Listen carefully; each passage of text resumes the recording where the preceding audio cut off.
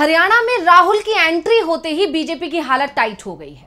राहुल गांधी ने बीजेपी को हराने के लिए ऐसा चक्रव्यूह बनाया है जिसे भेद पाना बीजेपी के लिए बहुत मुश्किल होता जा रहा है।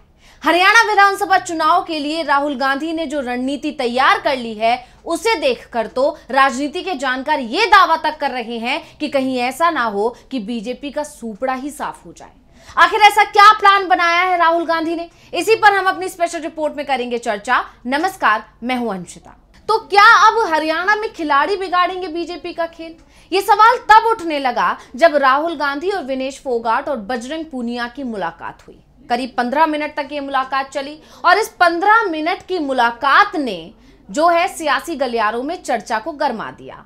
हर तरफ अब इसी बात की चर्चा हो रही है कि विनेश फोगाट और बजरंग पूनिया ने कांग्रेस का हाथ थाम लिया है और अब वो कांग्रेस की टिकट पर चुनाव लड़ने जा रहे हैं। इस तरह की खबरें पहले से ही चल रही थी, लेकिन जब राहुल गांधी से उनकी मुलाकात हुई तब इन खबरों पर और ज्यादा बल मिल गया। ये कह सकते हैं कि इन कयासों पर मोहर लग गई। अब आगे क्या होगा, इस पर भी हम आगे चर्चा करेंगे, लेकिन फिलहाल जैसे ही ये खबर आई कि विनेश फोगाट कांग्रेस की टिकट पर चुनाव लड़ सकती हैं, इसके बाद से जो बात कही जा रही है, जो सियासी गलियारों में जो चर्चा ने जोर पकड़ लिया है, वो ये कि सियासत के मैदान में विनेश फोगाट की एंट्री तो हो गई और वो अब पटखनी देने के लिए पूरी तरह तैयार हैं। तो सवाल ये है कि आखिर विनेश किसे पटखनी देगी? अब बीजेपी के सामने ये बड़ा सवाल खड़ा हो गया है कि अगर विनेश फोगाट चुनावी मैदान में उतरती हैं तो उनके सामने खड़ा किसे करेगी बीजेपी?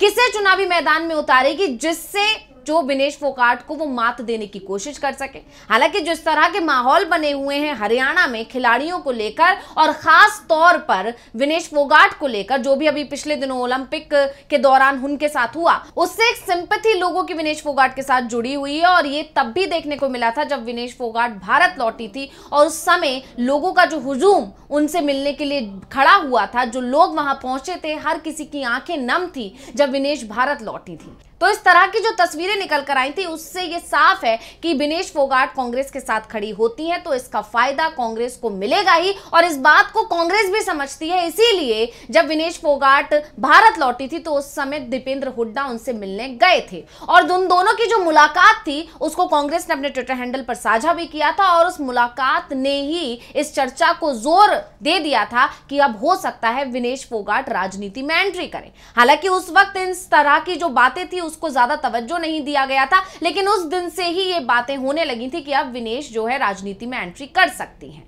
इसके बाद भी विनेश के भी कुछ ऐसे बयान थे जिससे भी इस तरह के संकेत मिलने लगे कि अब विनेश फोगाट राजनीति में एंट्री कर सकती हैं और इस तरह के जो है बातें चल ही रही थी कि इसी बीच राहुल गांधी विनेश फोगाट से मुलाकात करते हैं, बजरंग पूनिया से मुलाकात करते हैं और ये मुलाकात उन तमाम कयासों पर मोहर लगा देती है। तो अब जो सूत्रों के हवाले से दावा किया जा रहा है वो ये है कि विनेश को 3 और बजरंग पूनिया को 2 सीटों पर चुनाव लड़ने का ऑप्शन दिया है कांग्रेस ने, यानी कुल 5 सीटें जो है ऑफर की हैं कि इनमें से आप जिस सीट पर चुनाव लड़ना चाहते हैं आप लड़ सकते हैं। इस तरह का ऑफर कांग्रेस की तरफ से दोनों खिलाड़ियों को दे दिया गया है। अब अगर पहले बात करें विनेश फोगाट को जो 3 सीटें दी गई हैं उनकी, तो विनेश फोगाट को जिन 3 सीटों का ऑफर दिया गया उसमें से पहली जो 2 सीटें हैं वो चरखी दादरी की दादरी और बाढ़ना है। दरअसल ये 2 सीट्स इसलिए दी गई हैं क्योंकि इसी जिले के बलाली गांव की रहने वाली हैं विनेश फोगाट, और अगर विनेश फोगाट इन दोनों सीटों में से किसी भी एक से उतरती हैं चुनावी मैदान में तो इसका फायदा जाहिर तौर पर कांग्रेस को होगा ही होगा। इसके अलावा तीसरे ऑप्शन की बात करें तो तीसरे ऑप्शन में जो है जींद की जुलाना सीट को दिया गया है।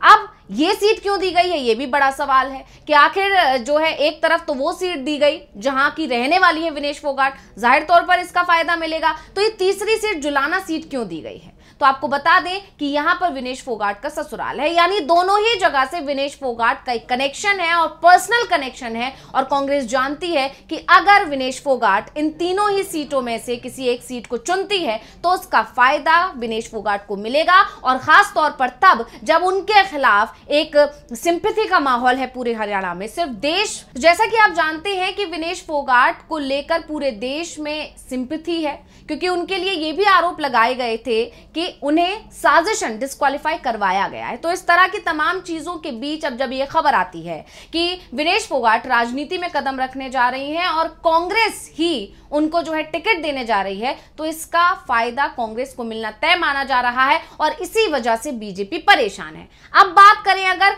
दादरी सीट की, अगर दादरी सीट से विनेश फोगाट चुनावी मैदान में उतर जाती हैं तो उनके सामने उनकी ही चचेरी बहन जो है चुनावी मैदान में उतर सकती हैं, बबीता फोगाट, जिनको जो पहले भी चुनाव में उतरी थी लेकिन उस बार उनको हार का सामना करना पड़ा था, वहां पर कांग्रेस ही जीती थी। ऐसे में इस बार एक बार फिर उन्होंने जो है दावेदारी पेश की है। वो चाहती हैं कि बीजेपी उन्हें दोबारा से टिकट दे। हालांकि अभी इसकी कोई संभावना नजर नहीं आ रही है, लेकिन अगर दादरी सीट को विनेश फोगाट चुनती हैं तो हो सकता है कि उनका जो है मुकाबला उनकी ही चचेरी बहन से हो, यानी ये लड़ाई पारिवारिक भी हो जाएगी। तो ऐसे में लेकिन अभी तक जो जानकार दावा कर रहे हैं वो ये कि विनेश फोगाट जुलाना सीट से चुनावी मैदान में उतर सकती हैं।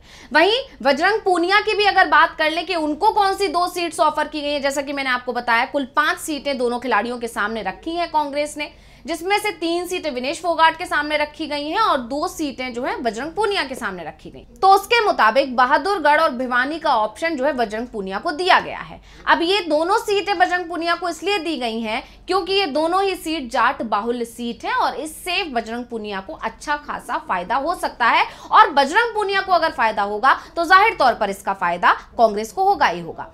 वहीं लेकिन जो खबर निकल कर आ रही है वो ये है कि बजरंग पूनिया सोनीपत से चुनाव लड़ना चाहते हैं या फिर उनका जो दूसरा ऑप्शन है वो बादली से है। लेकिन इसके साथ ही जैसे ही ये खबर चली कि 5 सीटों को ऑफर दिया गया, उसके कुछ देर बाद ही एक और खबर चलने लग गई है कि विनेश फोगाट ने अपने लिए जुलाना सीट को चुना है और बजरंग पूनिया ने बादली सीट को चुना है।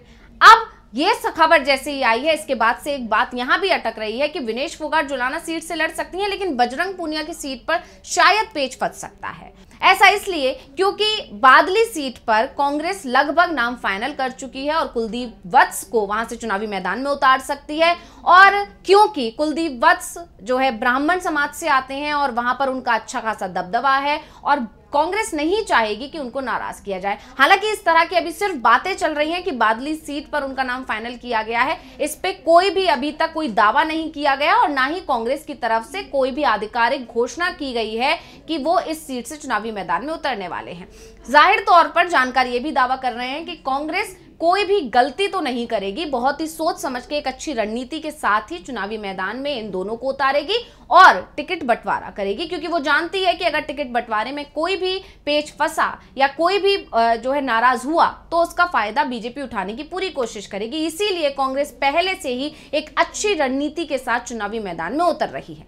खैर, वापस आते हैं विनेश फोगाट पर। तो विनेश फोगाट से के राजनीति में एंट्री के जो कयास थे और खास तौर से तब जब वो भारत आई और भारत आने के बाद वो लगातार कांग्रेस नेताओं के संपर्क में दिखाई दी, इसके बाद से ये लगातार सवाल उठ रहा था कि विनेश फोगाट चुनावी मैदान में एंट्री कर सकती है। लेकिन इसके बाद उनके इस जो कयास थे इस पर मोहर तब लगी जब वो एक किसान आंदोलन में पहुंची और वहां पर उन्होंने जब उनसे सवाल किया गया कि क्या वो पॉलिटिक्स में आने वाली हैं, तो उन्होंने एक ऐसा बयान दिया जिसके बाद से ये माना जाने लगा कि अब विनेश फोगाट जल्दी ही राजनीति में कदम रखने वाली हैं। दरअसल उन्होंने कहा था कि पॉलिटिक्स में शामिल होने के लिए बहुत प्रेशर है, लेकिन मैं अपने बूढ़े बुजुर्गों से बातचीत के बाद ही फैसला लूंगी।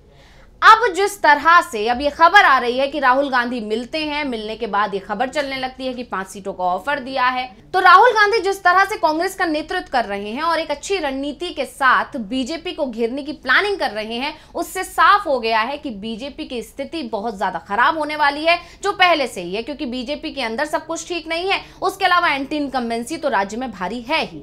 इसी बीच जो इससे पहले एक और खबर आई थी कि कांग्रेस ने सिर्फ खिलाड़ियों का साथ ही नहीं, उसके अलावा किसान भी उनके साथ हैं और इन सब के अलावा पॉलिटिकल तौर पर भी जो है कांग्रेस मजबूत हो रही है। और वो ऐसे कि कांग्रेस चाहती है कि आपके साथ उसका गठबंधन हो जाए और इसकी जो है पहल राहुल गांधी ने जब रखी, उन्होंने अपनी इच्छा जताई कि आप और कांग्रेस एक साथ मिलकर चुनावी मैदान में उतरें। तो इसके बाद चर्चा ने जोर पकड़ लिया और कांग्रेस ने अब एक मिनी कमेटी बनाई है जिसमें सीट शेयरिंग पर बातचीत हो सकती है, क्योंकि जो है आम आदमी पार्टी की तरफ से भी इस पर सहमति जता दी गई है। वहीं दूसरी तरफ अखिलेश यादव को भी साथ साथ लाने की जो है कांग्रेस तैयारी कर रही है।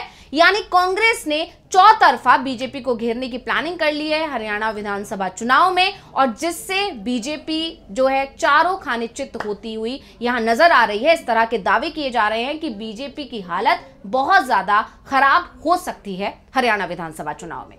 तो इस रिपोर्ट को लेकर आपका क्या कहना है, मुझे कमेंट करके अपनी राय जरूर दीजिएगा। इसी के साथ मुझे दीजिए इजाजत। देखते रहिए डीवी लाइव। नमस्कार।